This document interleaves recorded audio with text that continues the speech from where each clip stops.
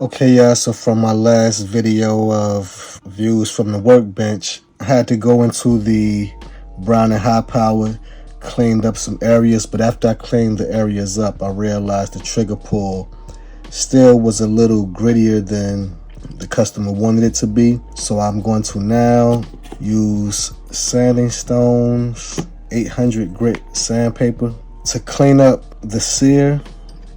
If you can see,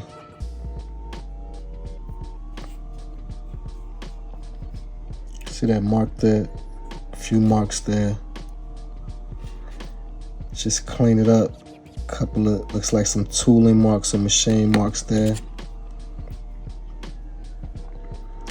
The sear contacts and holds the hammer when it's cocked like this. And the spring lifts it up to release the hammer. This is in half cock position, but so really what I want to do is I also want to clean up the ledge on the hammer here, and that's what we're going to be doing. I'm not going to do any stoning to the hammer. I'm just going to do some cleaning and polishing to the hammer.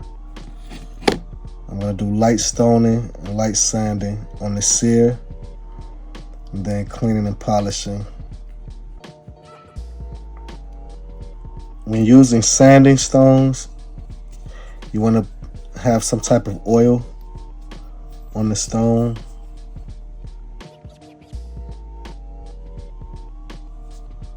It doesn't have to be much.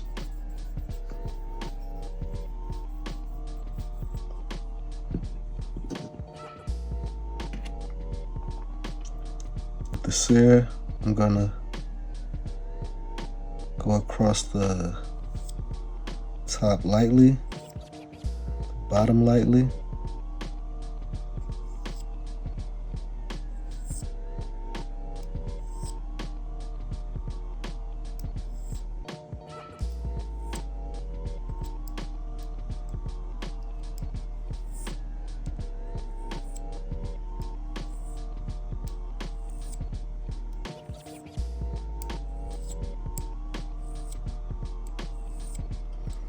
After using sanding stones and doing a little wet sanding, rubbing it with the 800 grit sandpaper a little bit, I'm gonna go on and I got the flits out.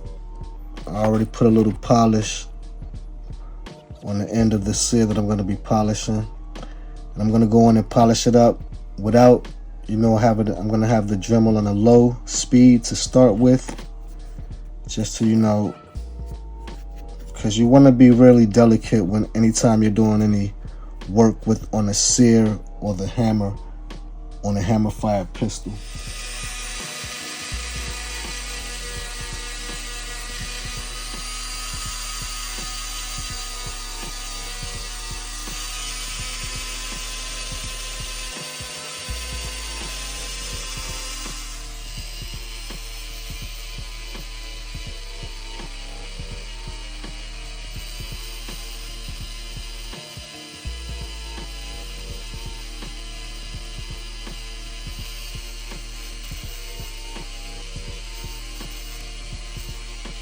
With this type of job, you want to have the good thing about having the Dremel on a low speed.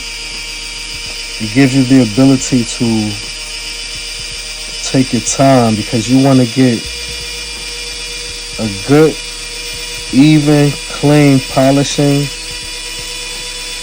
but you don't want it going so fast where you're affecting the integrity of the sear itself and the dimensions of the sear itself. So by having it on a low speed, I can spend a little more time on the areas that require the polishing. With the hammer, I'm going to be focusing on this ledge right here. That's the ledge that the sear holds, that the sear catches the hammer. So and as I can see a little mark there. Just want to make sure it's all smooth, a nice smooth polished surface. Again, I'm not doing any sanding or any stoning. I'm just gonna polish it, you know, taking my time, just getting it cleaned up good.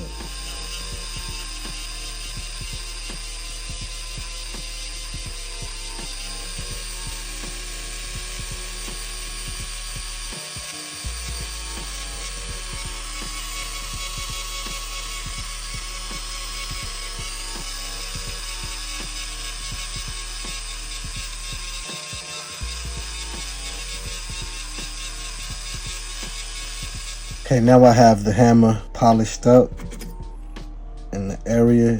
See, the mark is removed, the black mark. Nice mirror shine there. And then I also have a nice mirror shine on the Sear. A lot smoother break. But the one thing tedious about a hammer and Sear job is, you know, now after I did that, you know, I gotta clean everything up, wipe it down, reassemble the firearm, see what it feels like, check the trigger pull weight, and if it's not where you want it to be, you gotta take it apart, disassemble it again, and, you know, work a little bit more, but also keeping in mind to keep the work that you do light, put it back together and do it all again until you got it where you want to be. So I'm going to go on and reassemble the firearm now, and then I'm going to put it in a vise, test the trigger pull. Okay, so I have the firearm reassembled. I got the Wheeler trigger pull gauge. Let's see what the trigger pull weight is now.